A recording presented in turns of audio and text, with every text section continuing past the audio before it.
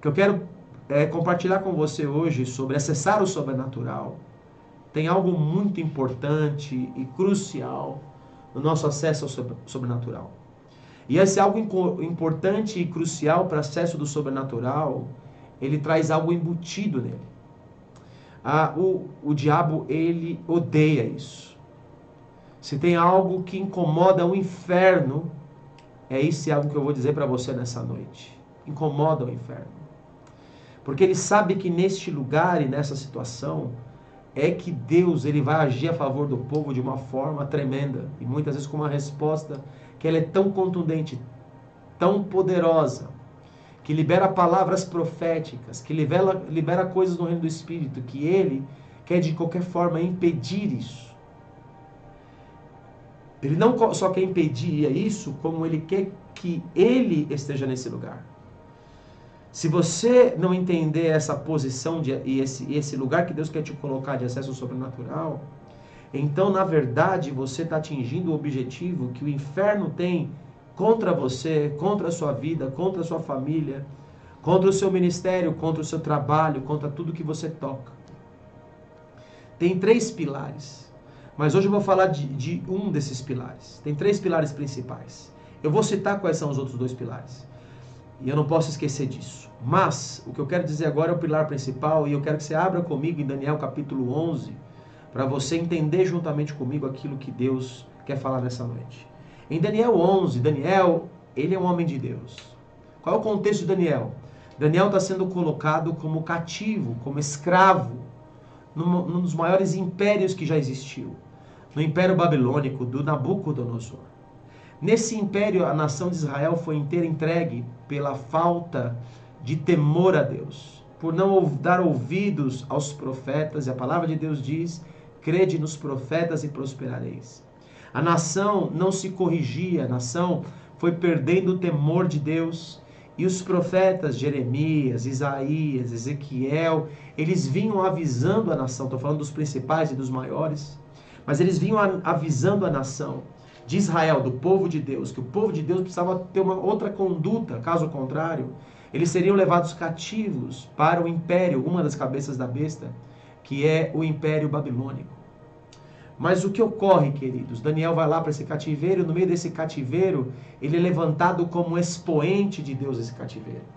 Porque, queridos, não importa muito bem aonde você esteja, nem se está cativo, nem se está preso, Deus, daqueles que lhe buscam, ele vai agir a favor dos seus servos. E Deus, no meio desse cenário, pela conduta de Daniel, pela pureza de Daniel, pelo desejo de Daniel de não se contaminar com as finas iguarias do rei, Deus libera uma coisa em especial para Daniel, para aqueles que eram seus amigos.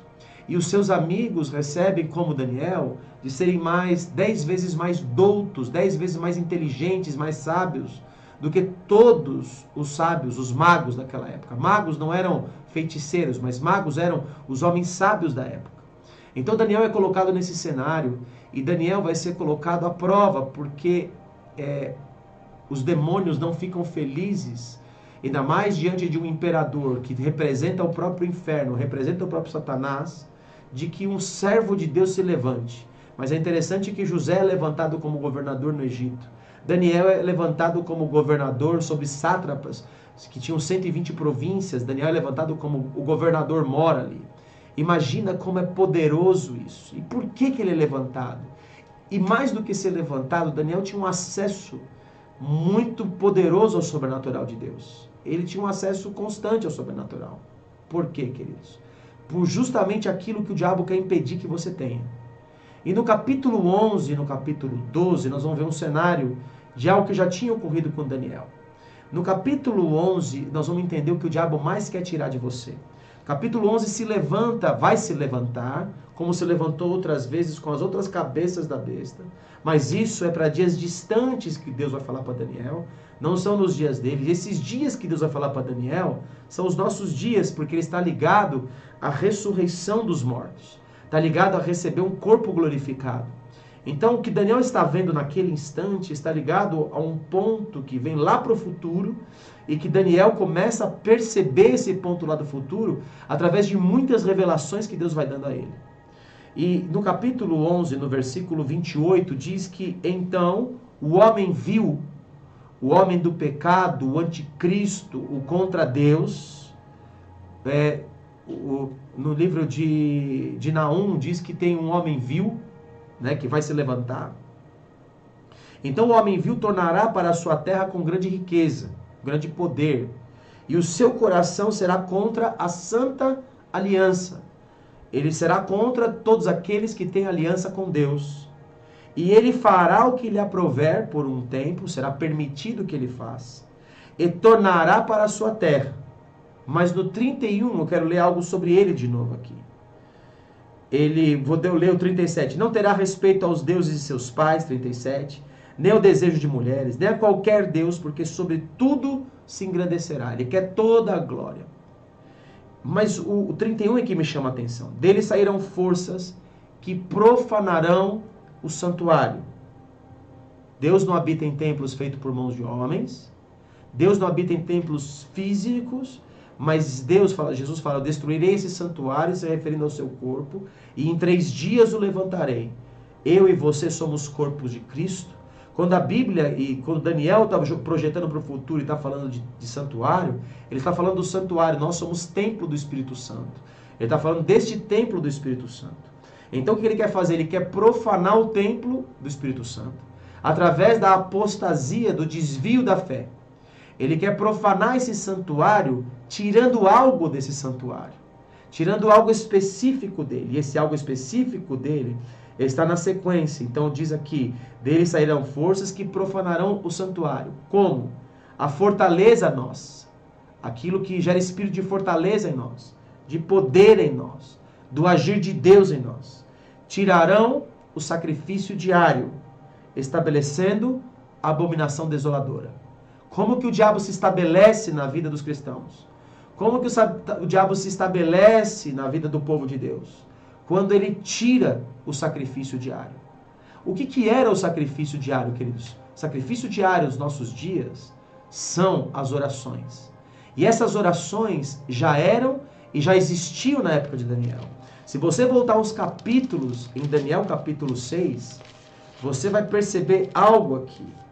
Que quando Daniel começa a ter um destaque no reino, como eu disse, isso incomoda demais o inferno. No versículo 7 diz que todos os presidentes que eram subalternos a Daniel do reino, os prefeitos e sátrapas, conselheiros e governadores, concordarem que o rei estabelecesse um decreto e que fizesse firme interdito que todo homem que por espaço de 30 dias fizer petição, ou seja, oração, a qualquer Deus ou a qualquer homem, e não a figura do anticristo de Nabucodonosor, ao rei, seja lançado na cova dos leões. Todavia, Daniel, sabendo desse decreto, ele vai fazer algo.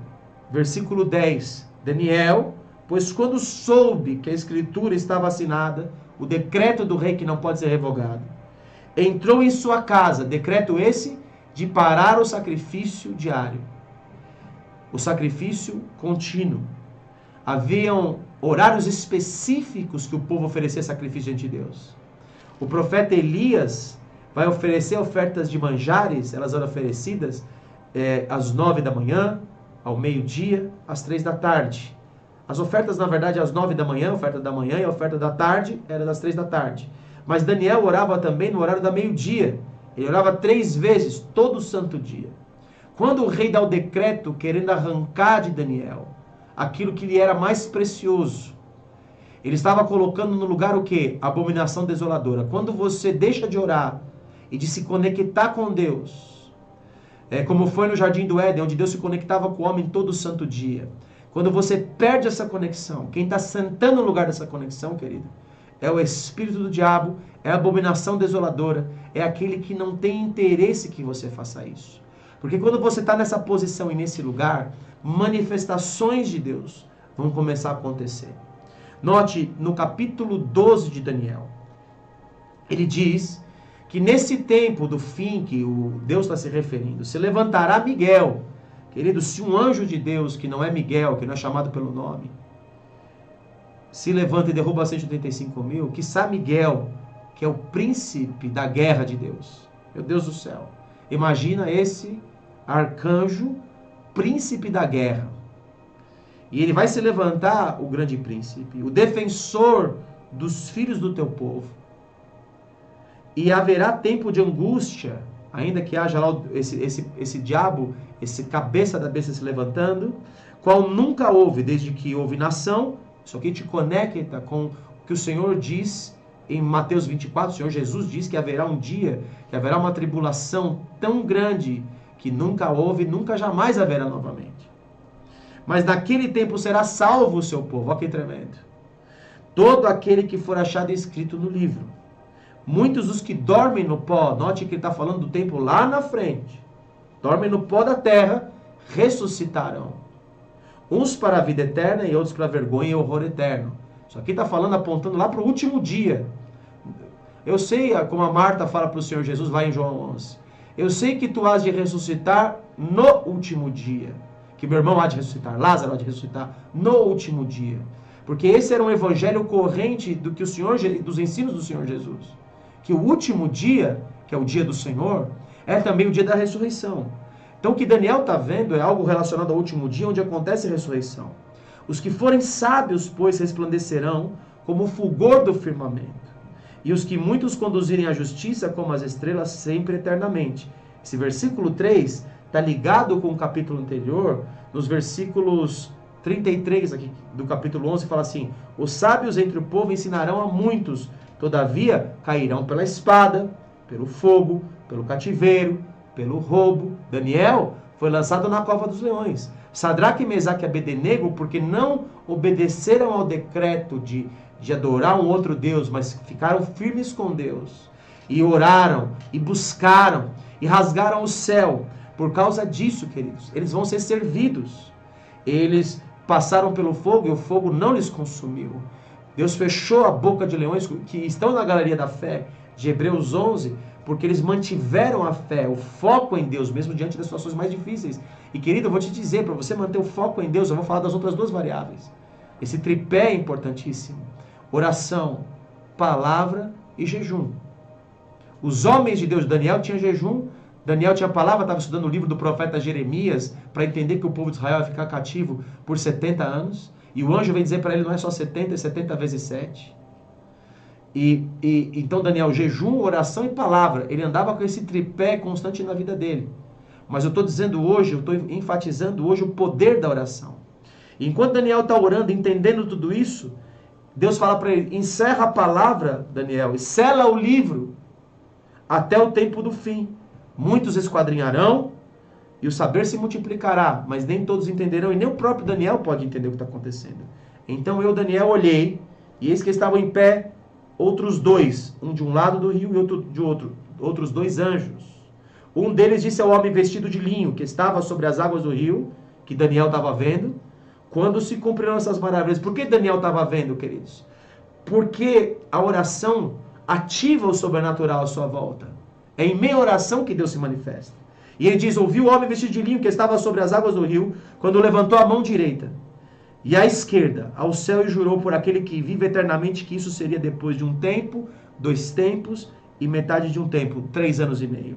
E quando se acabar a destruição do poder do povo santo, que o anticristo vai ser levantado para querer destruir, estas coisas todas se cumprirão, Jesus vem para reinar. O que eu quero dizer é, a oração, ela vai gerar na sua vida a visitação de anjos. Ela vai gerar na sua vida coisas que vão mudar completamente a perspectiva à sua volta. Elas vão gerar respostas que vão trocar tudo que está com você. Note o que acontece em Lucas capítulo 1, como Deus vai mudar para sempre a vida de um homem e de uma mulher. Ele vai mudar a vida desse homem e dessa mulher quando eles estão, esse homem se chama Zacarias, e ele vai trazer algo que vai impactar aquela geração. Ele vai trazer algo que vai mudar completamente o que estava acontecendo, o status quo, aquilo que não podia ser modificado. Ele mesmo tinha uma vida que aparentemente não podia ser modificado. Ele, aqui no capítulo 1 de Lucas, no versículo 6, diz que Zacarias e Isabel, tanto ele quanto a sua esposa, ambos eram justos diante de Deus, vivendo irrepreensivelmente em todos os preceitos e mandamentos do Senhor. Primeiro, eles eram justos de acordo com os preceitos de Deus, mas eles não tinham filhos. Porque Isabel, ela era estéril, ela não gerava, ela não trazia algo do reino do Espírito para o físico. Queridos, tudo acontece no reino do Espírito. Entenda o que Deus está falando nessa noite. Eu quero que você na sua vida, filho, ative o sobrenatural. Mas para que você ative o sobrenatural, você só vai ativá-lo debaixo de regado em muita oração. E oração constante. Se possível, como Daniel, 3 vezes ao dia. Ou se ainda melhor possível, como Paulo, orando em todo o tempo no Espírito. O que eu quero dizer é que eles têm que ter uma vida ligada de oração. Eu estou num culto, eu estou ligado em oração. Eu estou no meu trabalho, numa reunião, eu estou ligado em oração. Eu tenho que estar conectado com o céu em oração. Então o sobrenatural vai se manifestar ao seu favor. E vai tirar a esterilidade que você, seja qual que você tenha. Às vezes a esterilidade está no seu trabalho, às vezes a esterilidade está na sua família, às vezes a esterilidade está no seu ministério, não está acontecendo algo, não está produzindo algo. O fruto não está vindo em algo. Esteja atento, querido, se você tem essa vida de oração, porque cedo ou tarde o Senhor vai se manifestar para mudar completamente o que está acontecendo à sua volta. E é por isso que o diabo trabalha tanto para arrancar isso de você. E quando ele arranca isso de você, na verdade, ele está sentando nesse lugar na sua vida. Ele está sendo adorado por uma pessoa que não está cumprindo com aquilo que ela tem que fazer para estar próxima de Deus. No fundo, ele está sentando num trono na sua vida, no seu coração. Porque ele está ganhando, está dizendo para você, não ora não, vamos parar com o sacrifício. A gente acha que Satanás vai mandar você parar somente no momento que ele se manifesta e fala, está proibido orar aqui, como Nabucodonosor proibiu orar.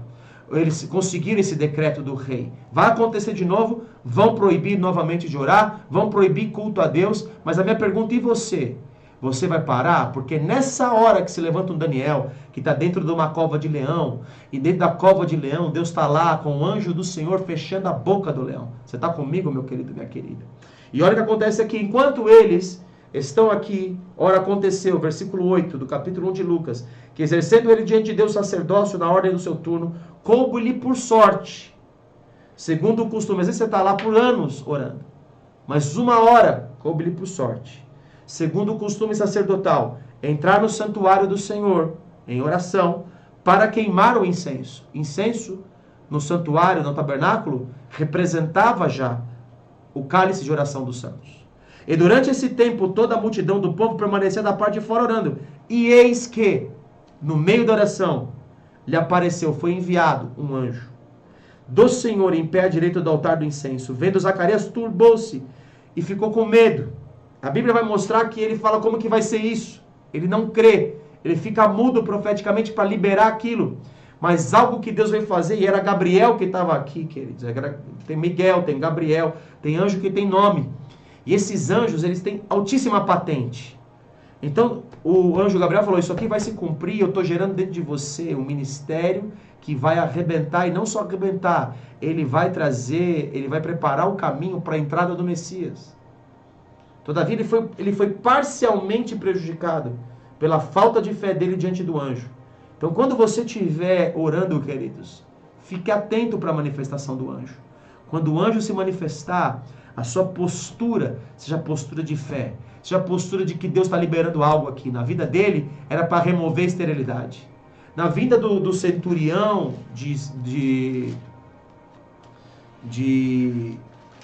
Cornélio, em Atos capítulo de número 10, havia uma constância também, mas eu quero chamar a atenção da sua vida a essa constância. Em Atos capítulo 10 diz aqui, morava em Cesareia um homem chamado Cornélio, centurião da corte chamada italiana, piedoso e temente a Deus com toda a sua casa, e que fazia muitas esmolas ao povo, e de contínuo orava a Deus.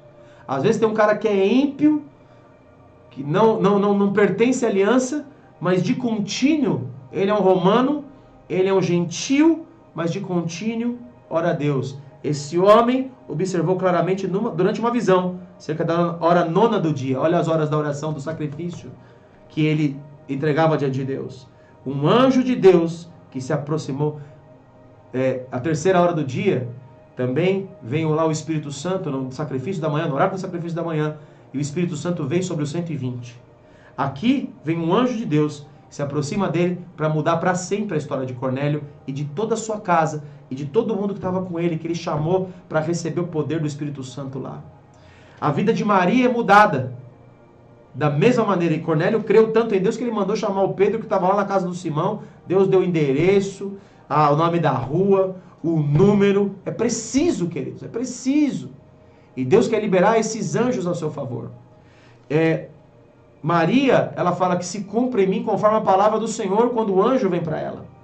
Quero dizer que as pessoas que estão debaixo de oração, eles também estão debaixo de visitação.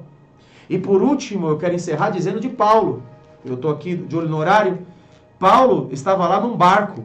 E esse barco estava indo a pique. Mas Paulo tinha recebido uma palavra de Deus, que da maneira como ele testemunhou dele em Jerusalém, testemunharia em Roma. O barco está acabando. O barco está sendo destroçado. Um vento, um furacão chamado Euroloquião vem contra eles. Os marinheiros estão desesperados. O Paulo fala assim, olha, a viagem vai ser desastrosa, a gente não deveria ir. O capitão dá mais ouvidos em Atos 27 ao piloto, o capitão do navio, do que dá para Paulo. Só que depois, Paulo em oração e em jejum, não fala a palavra oração, mas estava em jejum, queridos? Estava em oração. Um servo de Deus não jejua para não orar. Eu estou só inferindo, mas pode ter certeza que eu estava orando. E de repente veio a ele o anjo do Senhor. E o anjo do Senhor diz para Paulo assim, olha só, eu estou aqui para dizer para você que por tua causa, eu estou entregando esse navio inteiro na sua mão, cada pessoa que está aqui, na verdade do ponto de vista de pessoas, eu estou entregando todas as pessoas, ninguém aqui vai morrer por causa de você, Paulo. Uma cobra numa ilha que depois que Paulo desce com todos os marinheiros, pica a mão dele, ele não morre, ele salva a ilha inteira. Note, queridos, o que pode fazer um anjo do Senhor para uma pessoa que é pessoa de oração. Por isso que o diabo quer mais tirar da sua vida, é aquilo que você deve mais usar. Se ele quer impedir você de parar de orar, é porque o diabo sabe muito bem que isso vai liberar o sobrenatural na sua vida, que anjos vão agir a seu favor. E vou encerrar no versículo que eu comecei dizendo, que o Senhor Jesus diz, você pensa que eu não rogaria ao Pai agora? Ele podia fazer isso. Ele só não fez porque era o propósito de Deus, mas Deus mandar 12 legiões de anjos. Olha onde estava, onde o que o Senhor Jesus podia fazer ali. Ele podia acabar com o mundo naquele instante. Ele podia acabar com tudo. Mas ele não podia acabar naquele momento porque ele veio para morrer numa cruz. Ele tinha um plano para seguir. E ele sabia muito bem com esse plano, porque ele estava lá antes disso, orando no monte do Getsemane. Ali no Monte das Oliveiras, no Getsemane. E ele estava ali rendendo o seu espírito à vontade de Deus. Jesus, rendendo o seu espírito, vinha anjos e o serviam. O que eu quero dizer, queridos, é que o ministério dos anjos está sendo liberado aqui, nessa live. Está sendo liberado a seu favor. E você vai ativar isso através da sua oração constante, como foi Cornélio. Como foi Daniel, que mesmo diante de um decreto negativo e contrário, ele continuou orando. Como Zacarias, que não sabia a hora nem o dia, nem Cornélio sabia a hora nem o dia, mas uma hora o anjo veio para intervir e muda completamente o cenário. Eu quero liberar neste lugar visitação de anjos. Eu quero que você fique atento, porque muitos, sem saber, estão hospedando anjos. Eu quero que você fique atento ao agir de Deus, mas isso só vai agir a seu favor se você pedir para aquele que libera os anjos. Se você tiver comunhão com aquele que libera os anjos. Você não vai pedir para o anjo vir a seu favor. Você vai pedir para Deus que envie os anjos, enviarem os anjos a fazer guerra por você. A te ajudar na sua causa. Porque eles estão aqui justamente para isso. Para trabalhar a favor daqueles que hão de herdar salvação. Nessa live comigo aqui, está o meu anjo. Está o seu anjo. Você precisa dar trabalho para o seu anjo. E o seu anjo está à sua direita e à sua esquerda, esperando o seu agir em oração para que ele possa agir a seu favor. Há uma experiência muito tremenda de um homem de Deus, um profeta que eu respeito, e esse profeta estava orando e de repente ele abre os olhos e ele vê ao lado dele um anjo todo cheio de armadura, um anjo de arma até os dentes. E esse anjo estava ao lado dele, ele orava, ele olhava o anjo ao lado dele e falou, mas meu Deus, o que esse anjo está fazendo aqui? E o anjo fala com ele, eu estou esperando um comando. O anjo fala, eu estou esperando um comando para destruir a cabeça desse demônio que está agindo contra esse lugar. E então esse profeta entende que ele tinha que pedir a Deus para que liberasse um comando para que esse anjo fosse liberado para fazer aquilo, toda aquela guerra que ele estava enfrentando. Às vezes parece óbvio, mas não é. Enquanto ele não orou a Deus para que o anjo fosse liberado, o anjo estava do lado dele pronto para agir. Só que o anjo não estava agindo. Mas aí quando ele viu isso, o anjo fala isso para ele, ele fala: Deus, libera esse anjo para destruir esse demônio. E a hora que ele fala isso, esse anjo sai com uma fúria, com a espada na mão, e destrói essa potestade, esse principado. Você está comigo, meu querido? Os anjos de Deus estão ao seu lado, esses que acampam ao seu lado, aqueles que o temem e os livram, eles estão ao seu lado, esperando que Deus dê comando a eles, para eles agirem ao seu favor, a favor daquele que há de herdar a salvação. E essa parte é com você. Você só vai ativar isso se você buscar Deus, se você não cessar de orar, se você não deixar o diabo se levantar num lugar onde ele está impedindo a sua oração.